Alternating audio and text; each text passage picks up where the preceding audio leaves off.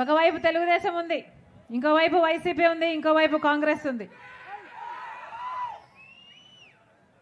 జగన్మోహన్ రెడ్డి గారు మొన్న బుట్ట రేణుకమ్మను పక్కన పెట్టుకొని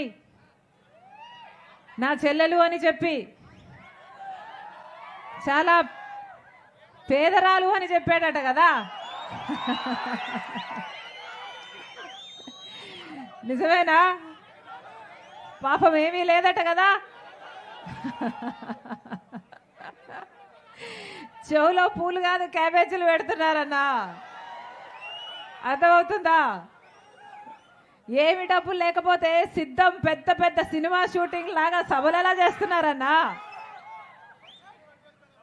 ఎంతట ఓటుకి ఎంతట 3000 5000 అన్నా. ఎవరు డబ్బులు ఇచ్చినా తీసుకోండి, కానీ ఓటు ఎవరికి వేస్తున్నామని ఒక్కసారి ఆలోచన చేయండి. ఎందుకంటే ఓటు అనేది మీ భవిష్యత్తునే కాదు, మీ బిడ్డల భవిష్యత్తును కూడా నిర్ణయిస్తుంది. ఓటు అనేది మీ చేతుల్లో ఉన్న ఆయుధం. 5 సంవత్సరాలకు ఒక్కసారి మాత్రమే వచ్చే ఆయుధం. తప్పుడోళ్ళకేస్తే చరిత్ర క్షమించదు. ఒక్కసారి ఆలోచన చేసి మీ మనస్సాక్షిని అడిగి మీ ఆలోచన చేసి మంచి వాళ్ళకు ఓట్లేయండి. రాజశేఖర రెడ్డి గారి సంక్షేమ పాలన మళ్ళీ రావాలి అంటే మంచి వాళ్ళు అధికారంలో ఉంటేనే అది సాధ్యం. జగన్మోహన్ రెడ్డి గారు రాజశేఖర రెడ్డి గారి ఆశయాలను నిలబెడతారు అనుకున్నాం. రాజశేఖర రెడ్డి గారి సంక్షేమ పాలన మళ్ళీ వస్తుంది అనుకున్నాం. వచ్చిందా అన్నా? 5 సంవత్సరాలు అయింది. పెద్ద పెద్ద కోటలు కట్టుకున్నారు, కోటలలోనే బతికారు. 5 సంవత్సరాలు ప్రజల దగ్గరికి ఎప్పుడూ రాలేదు. రాజశేఖర రెడ్డి గారి సంక్షేమ పాలనలో ప్రజా దర్బారు ఉండేది, గుర్తుందా? ప్రజలు ఎవరైనా సరే వేల మంది రోజుకి కలిసేవారు రాజశేఖర రెడ్డి గారు. జగన్మోహన్ రెడ్డి గారి పాలనలో అయితే కనీసం మంత్రులకు ఎమ్మెల్యేలకు కూడా అపాయింట్మెంట్ లేదట.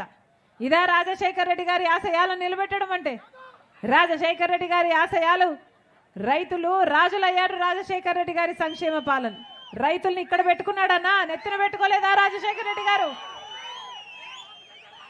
రుణమాఫీ చేశాడు, ఏది అడిగితే అది చేశాడు రాజశేఖర రెడ్డి గారు. మరి జగన్మోహన్ రెడ్డి గారి పాలనలో కనీసం రైతులకి డ్రిప్ వేసుకోవడానికి సబ్సిడీ ఉందా? పంట నష్టపోతే పంట నష్టపరిహారం ఉందా? పంట పండిస్తే మద్దతు ధర ఉందా? మరి ఏం చేసినట్టు? ఏం చెప్పాడు జగన్మోహన్ రెడ్డి గారు? 3000 కోట్లతో ఒక సంవత్సరానికి ధర స్థిరీకరణ నిధి ఏర్పాటు చేస్తాను ప్రతి సంవత్సరం అన్నారు. అంటే రైతన్న వాడు నష్టానికి అమ్ముకునే అవసరమే లేదు అన్నాడు. మరి ఏమైంది? ఇప్పుడు అప్పు లేని రైతు ఉన్నాడా? అప్పు లేని రైతు ఎవరైనా ఉన్నాడన్నా? రైతులు ఆత్మహత్యలు చేసుకుంటున్నా ఎవరూ పట్టించుకోవటం లేదు. ఏం చెప్పాడు జగన్మోహన్ రెడ్డి గారు? ఇలే 5 సంవత్సరాల క్రితం ఇలాగే మైకు పట్టుకొని 4000 కోట్లతో పంట నష్టపరిహారానికి ఒక నిధి ఏర్పాటు చేస్తాను ప్రతి సంవత్సరము అన్నాడు. ఒక్క సంవత్సరమైనా పంట నష్టపోతే నష్టపరిహారం ఇచ్చాడా? ఇక్కడ చేనేతలు ఎక్కువ. ఏం చెప్పాడు జగన్మోహన్ రెడ్డి గారు? టెక్స్టైల్ పార్కు పెడతానన్నారు, పెట్టారా? చేనేతలకు రుణమాఫీ చేస్తానన్నాడు, చేశాడా? చేయలేదు. చేనేతలకు ఇల్లులు కట్టిస్తానన్నాడు, కట్టించాడా? చేయలేదు. పెద్ద పెద్ద షెడ్లు కట్టిస్తుంది ప్రభుత్వమే అన్నాడు, మరి ఎందుకు కట్టలేదన్నా? రాజశేఖర రెడ్డి గారి ఆశయాలను నిలబెట్టే వాళ్ళు వీళ్ళు ఆలోచన చేయండి. రాజశేఖర రెడ్డి గారి సంక్షేమ పాలనలో జలయజ్ఞం రాజశేఖర రెడ్డి గారు పెద్దపీట వేసి ఎన్ని ప్రాజెక్టులు పూర్తి చేశారు రాజశేఖర రెడ్డి గారు. మరి జగన్మోహన్ రెడ్డి గారు ఏమన్నారు? నేను అధికారం లేకొచ్చిన 6 నెలల్లోనే మొత్తం రాజశేఖర రెడ్డి గారు వదులు వెళ్ళిపోయిన అన్ని ప్రాజెక్టులను పూర్తి చేస్తానన్నారు జగన్మోహన్ రెడ్డి గారు. ఇప్పటికి 5 సంవత్సరాలు అయింది. రాజశేఖర రెడ్డి గారు 90% పనులు పూర్తి చేసిన ప్రాజెక్టులను కూడా జగన్మోహన్ రెడ్డి గారు ముట్టనన్నా లేదంటే ఇక రాజశేఖర రెడ్డి గారి వారసులు వీళ్ళు ఎలా అవుతారు? రాజశేఖర రెడ్డి గారి ఆశయాలను నిలబెట్టిన వాళ్ళు వీళ్ళు ఎలా అవుతారు? రాజశేఖర రెడ్డి గారి సంక్షేమ పాలనలో రాజశేఖర రెడ్డి గారు ఏదైనా మాటిస్తే ఆ మాట కోసం ప్రాణమైనా ఇచ్చేవాడు రాజశేఖర రెడ్డి గారు. మరి జగన్మోహన్ రెడ్డి గారు ఏం చేస్తున్నారు? జగన్మోహన్ రెడ్డి గారి పాలనలో పూర్తి మద్యపాన నిషేధం చేస్తాను అని ఇలాగే 5 సంవత్సరాల క్రితం మైకు పట్టుకొని చెప్పాడు జగన్మోహన్ రెడ్డి గారు. పూర్తి మద్యపాన నిషేధం చేస్తాను, పూర్తి మద్యపాన నిషేధం చేయకపోతే నేను వచ్చి మళ్ళీ ఎన్నికలకు ఓట్లే అడగను అన్నాడు కదా జగన్మోహన్ రెడ్డి గారు. పూర్తి మద్యపాన నిషేధం మేనిఫెస్టోలో పెడుతున్నాను. నాకు మేనిఫెస్టో అంటే బైబిల్తో సమానము, ఖురాన్తో సమానము, భగవద్గీతతో సమానం అని చెప్పాడే జగన్మోహన్ రెడ్డి గారు. అయిందా అన్నా పూర్తి మద్యపాన నిషేధం? పూర్తి మద్యపాన నిషేధం కాలేదు కదా. ఇప్పుడు స్వయంగా జగన్మోహన్ రెడ్డి గారి సర్కారే మద్యం అమ్ముతుంది. వాళ్ళు ఏది అమ్ముతే అదే కొనాలట, వాళ్ళకి ఎంతకు అమ్ముతే అంతకే కొనాలట.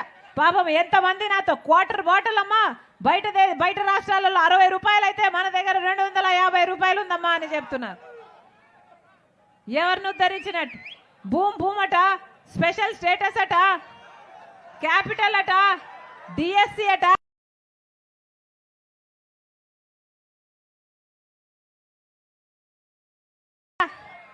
అసలు జగన్మోహన్ రెడ్డి గారు వాగ్దానాలన్నీ ఎక్కడ నిలబెట్టుకున్నారయ్యా అంటే అన్ని మద్యం షాప్ లో నిలబెట్టుకున్నాడు. అదిగో స్పెషల్ స్టేటస్ అక్కడే ఉంది, అదిగో క్యాపిటల్ సిటీ అక్కడే ఉంది, అదిగో డిఎస్సి అక్కడే ఉంది అన్నట్టుగా తయారైంది.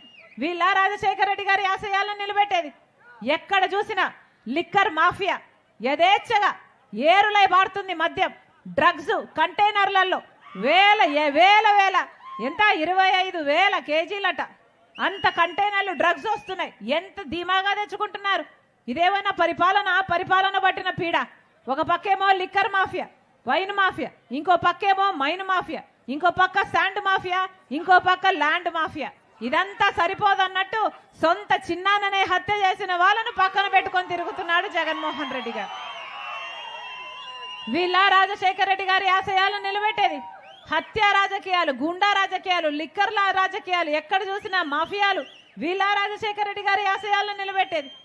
మళ్ళీ చెప్తున్నాం నమ్మి ఓట్లేస్తే, జగన్మోహన్ రెడ్డి గారికి నమ్మి ఓట్లేస్తే 5 సంవత్సరాలు స్పెషల్ స్టేటస్ ప్రత్యేక హోదా కోసం ఆ రోజు జగన్మోహన్ రెడ్డి గారు చెప్పిన మాట, నేను బీజేపీ మెడలు వంచి ప్రత్యేక హోదా తీసుకొస్తాను అని చెప్పిన జగన్మోహన్ రెడ్డి గారు ఈ రోజు అదే బీజేపీ పార్టీకి వంగి సలాం చేస్తూ గులాం అయ్యాడు. ఇదేనా రాజశేఖర రెడ్డి గారి ఆశయాలను నిలబెట్టడం అంటే? ఏ బీజేపీ పార్టీనైతే రాజశేఖర రెడ్డి గారు అంతగా వ్యతిరేకించారో, ఒక మత తత్వ పార్టీ అని, అదే బీజేపీ పార్టీకి గులాం అయ్యాడు జగన్మోహన్ రెడ్డి గారు. వీళ్ళు కాదన్నా రాజశేఖర రెడ్డి గారి ఆశయాలను నిలబెట్టేది. మళ్ళీ చెప్తున్నాం, ఆలోచన చేసి ఓటు వేయండి. ఈరోజు రాజశేఖర రెడ్డి బిడ్డ కాంగ్రెస్ పార్టీలో చేరింది అంటే ఎందుకు చేరింది? ఎందుకంటే ఒక్క కాంగ్రెస్ పార్టీ మాత్రమే అధికారంలోకి వచ్చిన వెంటనే ఆంధ్ర రాష్ట్రం కోసం 10 సంవత్సరాల ప్రత్యేక హోదా ఇస్తాము అని రాహుల్ గాంధీ గారు మాటిచ్చారు. కాంగ్రెస్ పార్టీ మేనిఫెస్టోలో చేర్చారు. కాబట్టి ఆ మాటను పట్టుకొని వచ్చింది రాజశేఖర రెడ్డి బిడ్డ. మన రాష్ట్రానికి ప్రత్యేక హోదా అన్నది ఊపిరి లాంటిది. ప్రత్యేక హోదా వస్తే ప్రతి నియోజకవర్గంలో 100 కొత్త పరిశ్రమలు వస్తాయి. ప్రతి నియోజకవర్గంలో 100 పరిశ్రమలు వస్తే మనకు ఎంత అభివృద్ధి జరుగును, మన బిడ్డలకు ఎన్ని ఉద్యోగాలు వచ్చును. ప్రత్యేక హోదా అన్నది మన ఆంధ్ర రాష్ట్రానికి ఊపిరి లాంటిది. అది ఒక్క కాంగ్రెస్ పార్టీ వల్ల మాత్రమే సాధ్యమవుతుంది. కాబట్టి రాజశేఖర రెడ్డి బిడ్డ కాంగ్రెస్ పార్టీలో చేరింది. ఈ రోజు మీ ముందర నిలబడి అడుగుతుంది, రాజశేఖర రెడ్డి బిడ్డ మళ్ళీ రాజశేఖర రెడ్డి గారి సంక్షేమ